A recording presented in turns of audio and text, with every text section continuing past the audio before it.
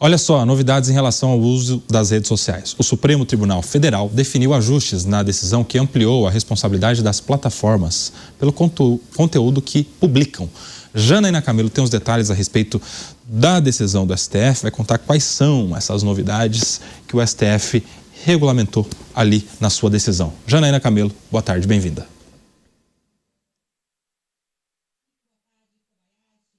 Hoje foi lida essa nova tese, né, do julgamento que aconteceu no ano passado.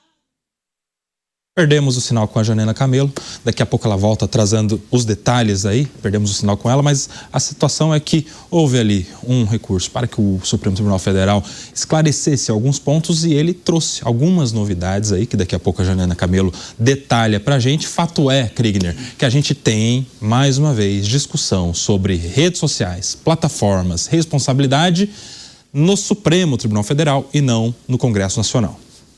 Pois é, virou o padrão, né? O modus operandi. E aí quem é prejudicado com isso é, de fato, a população e a liberdade de expressão. Acho que a gente precisa sempre lembrar da maneira como a Constituição trata a liberdade de expressão, né? Todo mundo tem a liberdade de poder se expressar, segundo a Constituição, desde que assuma também a responsabilidade daquilo que vai dizer. E se incutir em crimes, em questões que violam aí qualquer tipo de lei, então tem que ser responsabilizado por isso. Você não pode tratar isso de forma anônima, não existe expressão anônima nesse sentido. Mas o que parece é que essas novas decisões, elas vão infringir até isso, né, Ocoba?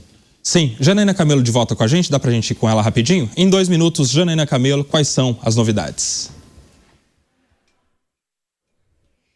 Pois é, Kobayashi, foi lido bem rapidamente ali essa nova tese e 2 destaques importantes, porque esse julgamento, só lembrando, ele começou na semana passada, né, em 2 sessões dos ministros, o ministro Dias Toffoli especificamente, que é o relator desses recursos, fez várias propostas, sugestões na tese, de acordo com o que estavam pedindo as empresas nesses recursos, entidades do setor também, isso tudo para deixar essas regras mais claras.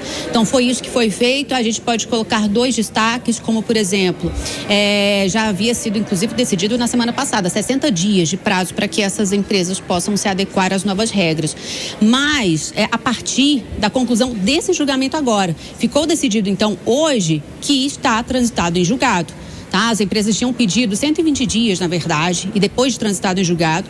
E aí os ministros entenderam que era melhor mesmo concluir logo esse julgamento e aí contar a partir de agora 60 dias.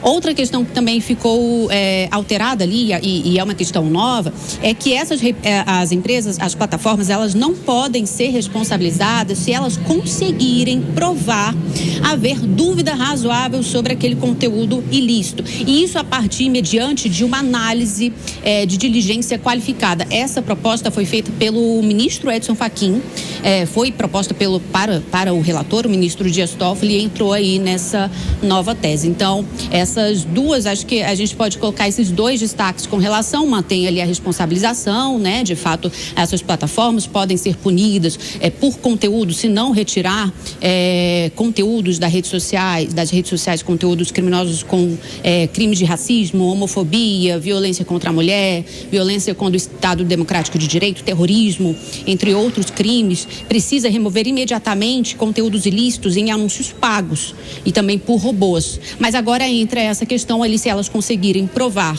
haver dúvida razoável sobre esse conteúdo, aí elas não vão ser punidas. Kobayashi. Aí, muito obrigado, Janaína Camelo, falando ao vivo, diretamente de Brasília, sobre as novidades dessa decisão. Obrigado, Janaína Camelo. Daqui a pouco, mais informações com a Janaína Camelo. Fato é, mais uma vez o Supremo decidindo, dessa vez esclarecendo algumas questões e por que não, né? Vamos colocar mais um ingrediente aqui, que é essa situação de exceção em relação às responsabilidades das plataformas quando houver, claro, dúvida razoável. E é uma exceção plausível, já deveria ter sido parte da decisão lá atrás, agora eles corrigiram. Para você que está conosco na TV aberta, o 3 em 1 fica por aqui, você fica agora com o PAN na área, amanhã tem mais às 4 da tarde.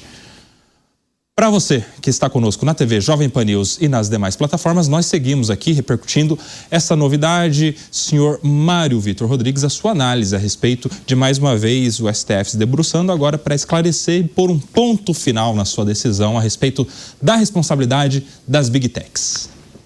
Eu olho com bastante preocupação.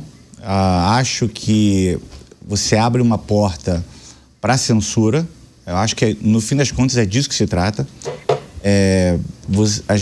não por acaso é feita uma propaganda dessas medidas usando questões que são inquestionáveis, que ninguém vai ser a favor de que determinados crimes hediondos sejam cometidos impunemente, mas abre porta para censura e censura prévia.